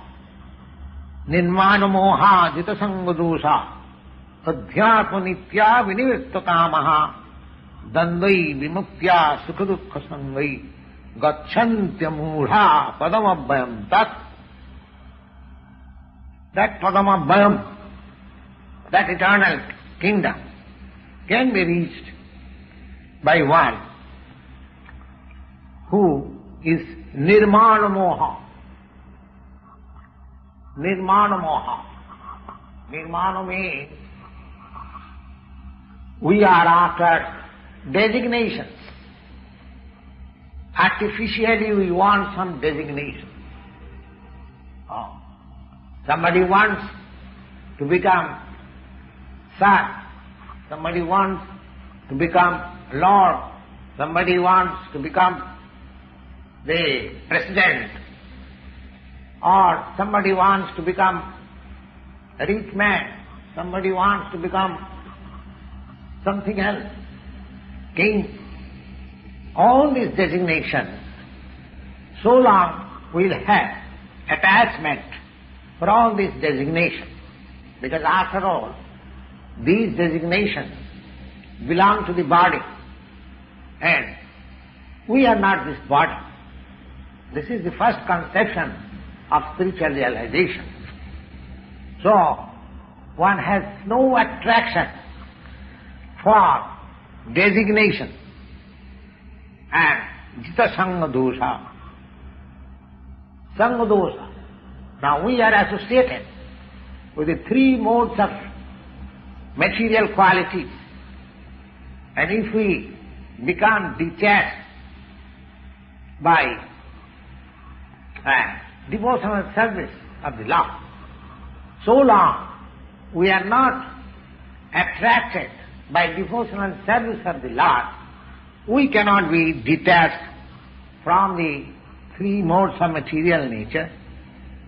Therefore, the Lord says, Vinivittu kama. These designations and these attachments are due to our lust, desire. We want to lord it over the material nature. So long we do not give up this propensity of lording it over the material nature. Up to that time, there is no possibility of going back to the kingdom of the Supreme, the Sanatana Dharma. Dandai vimukta sukhadukka sangai gachanti amura padamabhyamsa. That eternal kingdom, which is never detachable, like this material world, can be approached by amura. Amura means a non-bewildered, one who is not bewildered by the attraction of this false enjoyment. And one is situated in the supreme service of the Lord. He is the right person to approach that eternal kingdom. And that eternal kingdom does not require any sun, any moon, or any electricity. That is a glimpse idea of approaching the eternal kingdom. In another place of the Bhagavad Gita, it is also said that abbakta akkhara ityukta samahu paramam gatim jantapana nivartanti tadhama paramam. Now, abbakta means non-manifested. Even the part of material world is not manifested before us. Our senses are so imperfect that we cannot see how many stars, how many planets there are in this material universe. Of course, through the Vedic literature we get information of all the planets. We may believe or not believe, but all the important planets in which we have connection, they are described in Vedic literature, especially in the Srimad Bhagavatam. But the spiritual world, which is beyond this material sky, parastasmatu bhava anya, but that abbakta, that not manifested spiritual cause, is the paramangati. That is, one should desire, one should hanker after reaching that supreme kingdom, and once approaching that supreme kingdom, jan prapta, one approaching or one achieving that supreme kingdom, nanivartanti, one hasn't got to return back to this material world. And that place which is the eternal abode of Lord, that from where we haven't got to return, that should be our. Now, a question may be raised. What is the way, how to approach the supreme abode of the Lord? That is also described in the Bhagavad Gita. It is said on the 8th chapter, verses 5, 6, 7, 8, the process of approaching the Supreme Lord or Supreme Lord's abode is also given there. It is said like this: Antakale cha mameva smaran muktya kalevaram yah prayati samadbhavam yati nastatra sansaya. Antakale, at the end of life, at the time of death, Antakale cha mameva, one who thinks of Krishna, smaran, if he can remember, a dying person at the time of death, if he remembers the form of Krishna, and while remembering in that way, if he quits the present body, then surely he approaches the spiritual kingdom. Madbhavam. Bhavam means the spiritual, the nature. Japrayati sa madbhavam yati. Madbhavam means just like the nature of the transcendental nature of the Supreme Being. As we have described above, that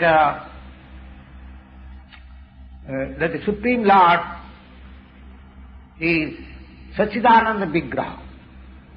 He has his form, but his form is eternal, Sat, and full of knowledge, Chit, and full of bliss, Ananda. Now just we can compare our present body, whether this body is Satchidananda. No. This body is Asat. Instead of being Sat, it is Asat. Antavattu imedeha, Bhagavad Gita says, that this body is Antavat, perishable. And Sat Chit Ananda. Then instead of becoming Sat, it is Asat, just the opposite. And instead of becoming Chit, full of knowledge, it is full of ignorance. We have no knowledge of the spiritual kingdom. Neither we have got any perfect knowledge of this material world. So many things unknown to us. Therefore, this body is ignorant. Instead of becoming full of knowledge, it is ignorant. The body is perishable, full of ignorance, and Nirananda. Instead of becoming full of bliss, it is full of miseries. all the miseries that he experiences in this material world, it is all due to this body. The Lord says that Antakale chamameva smaran mukta kalevaram. One who quits this material body simply by remembering Lord Krishna, the Supreme Personality of Godhead, he at once gets the spiritual body of Satchidananda Vigraha. The process of quitting this body and getting another body in the material world is also organized. A man dies after it has been decided what form of body he will have in the next life. But that is decided by higher authorities. Just like according to our service, we are promoted or degraded. Similarly, according to our acts, we are acts of this life. The activities of this life are preparation ground for the next life. We are preparing for our next life by our activities of this life. So, if we can prepare our this life for getting promotion to the kingdom of God, then surely after living, after quitting this material body, the Lord says, Jat Prayati, one who goes, so Madhubhava Jati. Madhubhava, he gets the same spiritual body as the Lord has, or the same spiritual nature. Now, there are different kinds of transcendentals, as we have already explained above. The Brahmavadi, the Paramatmavadi, and the devotee. In spiritual sky, or in the Brahma Jyoti, there are spiritual planets, innumerable spiritual planets. We have already discussed. And the number of those planets are far, far greater than all the universes of this material world. This material world is ekangsena situ jagat. This is 1/4 part manifestation of the whole creation. 3/4 part of the creation is the spiritual world. And in the 1/4 part of this creation, there are millions of universes like this, which we are experiencing at the present moment. And in one universe, there are millions and billions of planets. So, there are millions and billions of suns and stars and moons and all this material world. But all this material world constitute only 1/4 manifestation of the whole creation. The 3/4 manifestation is in the spiritual sky. Now this Madhubhava, one who desires to merge into the existence of the Supreme Brahman, they merge in the Brahma Jyoti of the Supreme Lord. Madhubhava means that Brahma Jyoti as well as the spiritual planets in the Brahma Jyoti. And the devotees who want to enjoy the association of the Lord, they enter into the planets, Vaikuntha planets. There are innumerable Vaikuntha planets. And the Lord, Supreme Lord, Sri Krishna, by his plenary expansion as Narayan with 4 hands, with different names, Padmana, Anuruddha, and Madhav, Govinda. There are many innumerable names of these 4-handed Narayan. So, one of the planets, that is also Madhav, that is also within the spiritual nature. So, any transcendentalist who at the end of life, either he thinks of the Brahma Jyoti or meditates upon the Paramatma or thinks of the Supreme Personality of Godhead, Sri Krishna. In either case, they enter into the spiritual sky, but only the devotees, those who have practiced personal touch with the Supreme Lord, they enter into the Vaikuntha planet or in the Golok Vrindavan planet. The Lord says, Japyati sa madbhavam yati na asti atra samsaya. There is no doubt. One should not disbelieve. That is the question. So you are reading Bhagavad Gita throughout the whole life, but when the Lord speaks something which does not tally with our imagination, we reject it. That is not the process of Bhagavad Gita reading.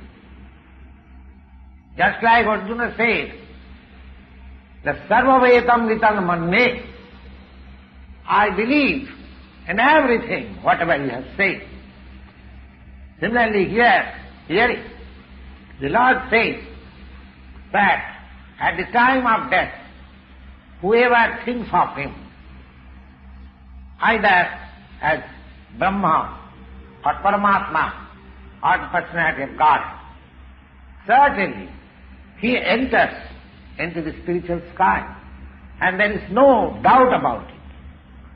One should not disbelieve it. As the process is, general rule is also stated in the Bhagavad Gita, how it is possible to get into the spiritual kingdom simply by thinking of the Supreme at the time of death. Because the general process is also mentioned. Yanjanabhati smarana bhavam tadatante kalevaram tam tameva aiti kaunteya sada tadbhava bhavitaha.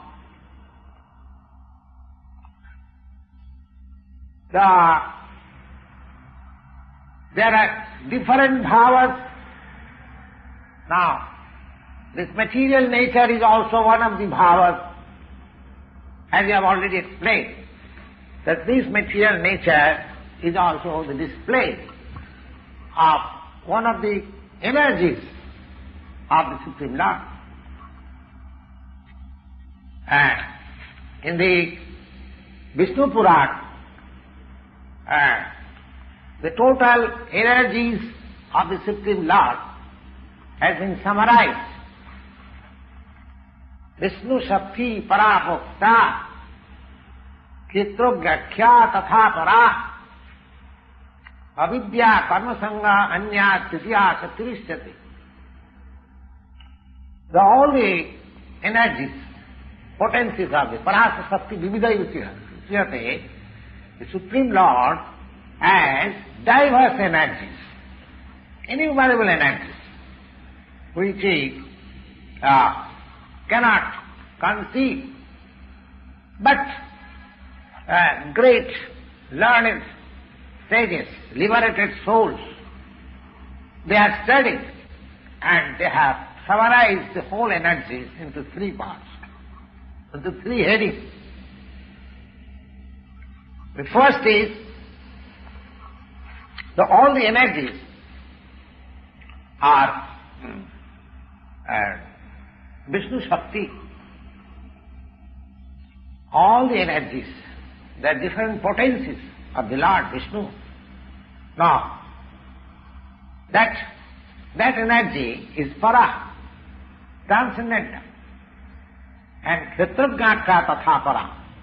And the living entities, Kshetrajña, they are also belonging to the group of that superior energy, as it is confirmed in the Bhagavad Gita also. We have already explained. And the other energies, the material energy, is titiya karma sangha anya. The other energy is in the mode of ignorance. So that is material energy.